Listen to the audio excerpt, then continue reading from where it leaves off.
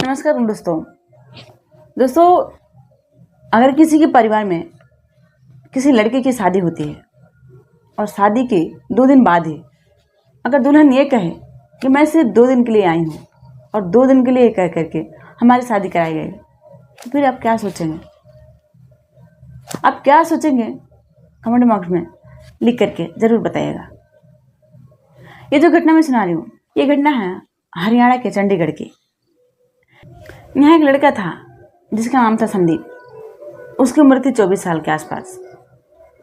उसकी मंगनी 6 तारीख को होती है और 7 को शादी होती है। और जब 7 तारीख को 7 अक्टूबर 2023 को और 11 अक्टूबर को जो दुल्हन है वो घर जाने की बात कहती है। अब जाने की क्यों बात कहती है, आइए जानते हैं विस्तार से। दरअसल इस लड़की की शादी 7 अक्टूबर को होती है और वो लड़की घर आती है, ससुराल आती है और ससुराल में जब आती है, अब 2 दिन बाद जो संदीप है अपने पत्नी से बोलता है कि अपना कोई पहचान पत्र दो जिसे हम टिकट निकलवाना है, टिकट निकलवा लें, हम लोग मुंबई चलेंगे। अब जो लड़की अपना पहचान पत्र देती है, अपना आधार कार्ड जो देती है, वो लेकर के लड़का टिकट निकलवाने जाता है, लेकिन जो लड़की का आधार कार्ड था वो वहाँ पे शो नहीं करता है। फिर वो लड़की की बहन को फ़ोन करता है जिसका नाम है मिस्टी। वो मिस्टी को बताता है कि तुम्हारी बहन का जो आधार कार्ड है वो शो नहीं कर रहा, उसमें कुछ गलती है, कोई दूसरा कोई प्रूफ हो, कोई आइडेंटिटी कार्ड हो तो वो मुझे दो, मुझे टिकट निकालना है। वो लड़की बोलती है, यानी मिस्टी बोलती है कि मैं हॉस्पिटल में हूँ, माँ की तबीयत ख़राब है, मैं बाद में आपसे बात करूँगी। वो फ़ोन काट देती है। फिर अपने पत्नी से बात करता है और आता है स्कूल लेकर के। वो फिर जाता है उस दुकान पे और इसका फिंगरप्रिंट लगवाता है, लेकिन वहाँ पे फिंगरप्रिंट इसका काम नहीं करता है। यानी वो जो आधार कार्ड था वो शो नहीं करता है कि इसका ही है, इसका फिंगरप्रिंट उस पर आता नहीं है। फिर ये लड़के से पूछने लगता है कि आखिर ये कौन सा आधार कार्ड है, ऐसे कैसे हो रहा? तो वो लड़की सब कुछ बताने लगती है। दरअसल एक मंदिर के पुजारी थे जो अक्सर मंदिर पे ही रहा करते थे और उसी मंदिर पे लगभग 15 दिनों से एक पति पत्नी वहाँ पे पूजा करने आया करते थे, जिसका नाम था श्वेता और रोहित। अब ये पंडित से कहते हैं, यानी पुजारी से कहते हैं कि हमें कोई लड़का बताइए, हमें अपनी लड़की की शादी करनी है। अब पंडित की नज़र में एक लड़का था जो यही संदीप था।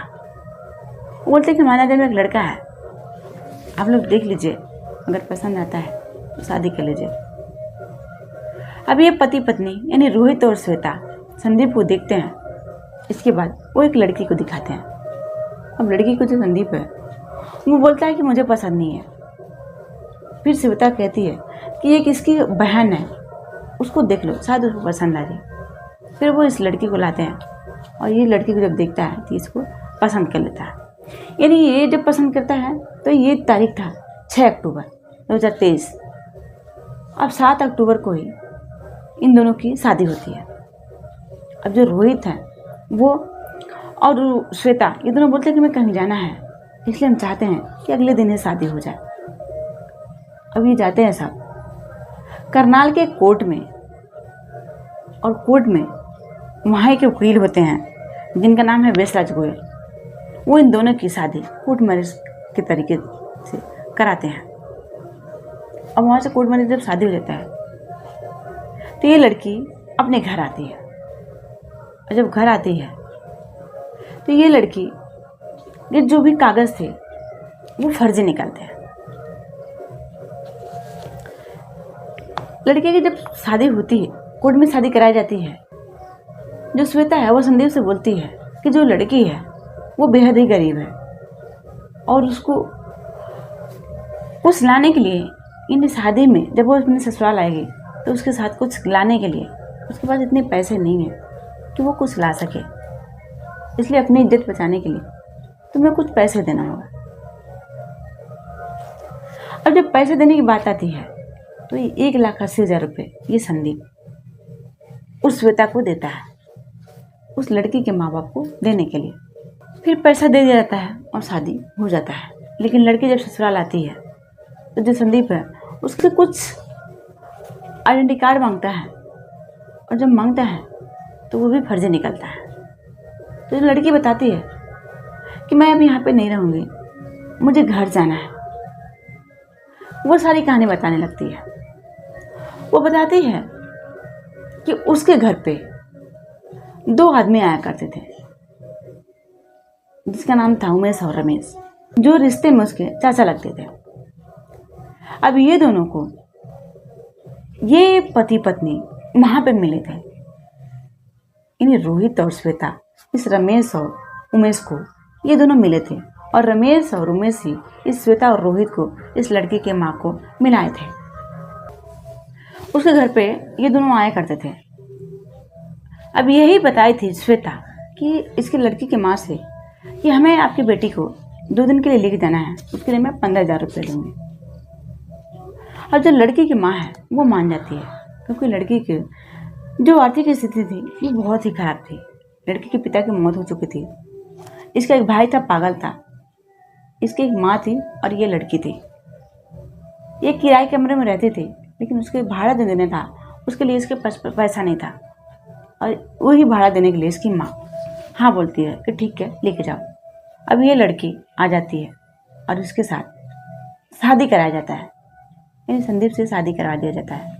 जब शादी करा करके लड़की संदीप के साथ जाने लगती है तो ये लड़की उससे बोलती है, यानी श्वेता से, कि ये तो अपने घर लेके जा रहा है, मैं इसके घर नहीं जाऊँगी, अब मेरे काम हो गए, मेरे पैसा दे दो, मैं घर जाऊँगी। वो बोलती है कि कोई बात नहीं, तुम इसके साथ जाओ, 2 दिन तक रहना, मैं फिर वापस बुला लूँगी। लेकिन इसके बाद से वो गायब हो जाती है, उसका कहीं पता नहीं था। और वो जो 1,80,000 रुपये ली थी वो उस लड़की के माँ बाप को दी भी नहीं थी, और इसके भी 15,000 रुपये नहीं दी थी। इसके बाद वो गायब हो जाती है। यानी उस लड़की के साथ पूरा फ्रॉड किया गया था। उस लड़की ही नहीं, इस संदीप के साथ भी, इन दोनों के साथ एक ठगी का शादी कराया गया था, और दोनों तरफ से वे श्वेता और रोहित ठगे पैसे और लेकर के गायब हो गए। फिर ये जो लड़का है संदीप, वो थाने में FIR दर्ज कराता है।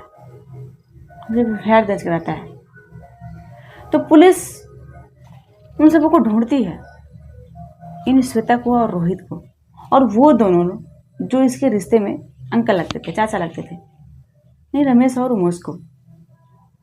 जब ढूंढती है तो काफ़ी तलाश करने के बाद ये दोनों पुलिस के हाथ चढ़ते हैं।